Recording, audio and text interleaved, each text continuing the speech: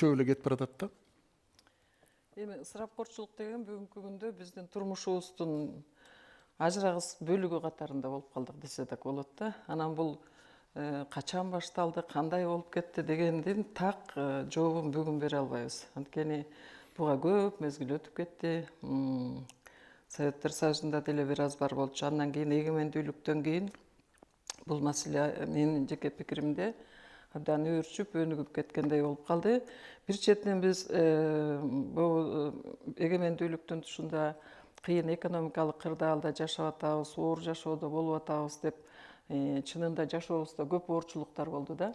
Бирок ошого карабай, ошонун эле жанында ошол жашообузга, экономикабызга карабай, мүмкүнчүлүгүбүзгө карабай, ошондон артык башка бир акылга сыйбас нерселерге дагы өтүп кеттик да. Анан эми бул мен ойлойм да, бүгүн эле ойлобойлу, дайым эле ойлонуп жүргөн коомдогу маселе. Мунун эң негизги себеби биздин элдин маданий деңгээлине байланыштуу көбөйүп атат го деп ойлойм да.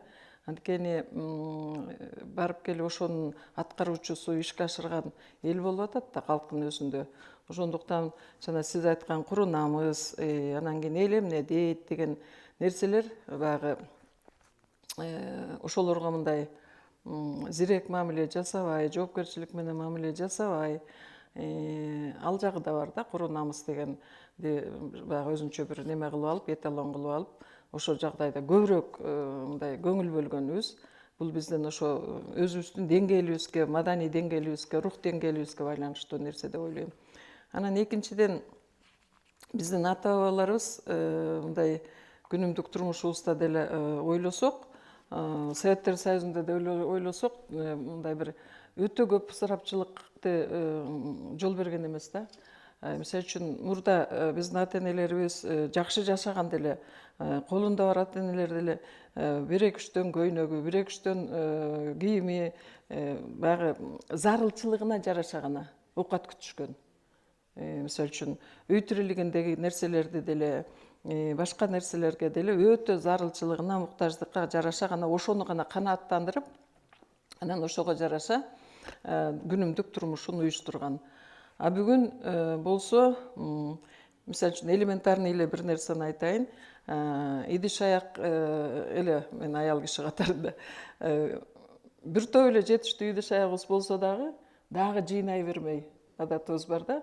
Дагы болсун, тигиндей, тиги түрү болсун, тигил идиштин жаңысы чыгыптыр, андан алып коелу, тигинин үйүндө тигил турат экен, дагы алып коелу деп отуруп эле. Бирок колдонулбайт да, аны коюп коюш керек. Колдонулбай, баягы витринада тургандай оюндай болуп эле, анан бизде баягы эмне десем болот, потребительский дегендей ушундай психология болуп кетти да.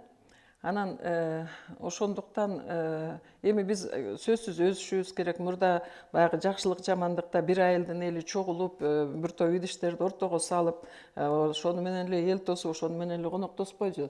Бүгүн ошол маданияттан да кеттик да, анткени бири-бирибизге да киришпей калдык. Айылдын өзүндө деле ошон үчүн ошол айылдагылар дагы жанагындай үйүп жыя берген нерсеге ошондон улам өтүп кетти го деп ойлойм да. Бул эми элементарный эле нерсесин эске алганда.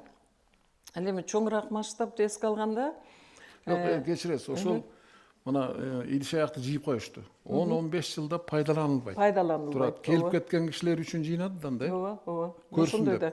Даже өзүң отуруп, бала чакаң менен жакшынакай идиштерден ичкен учурлар өтө сейрек болот.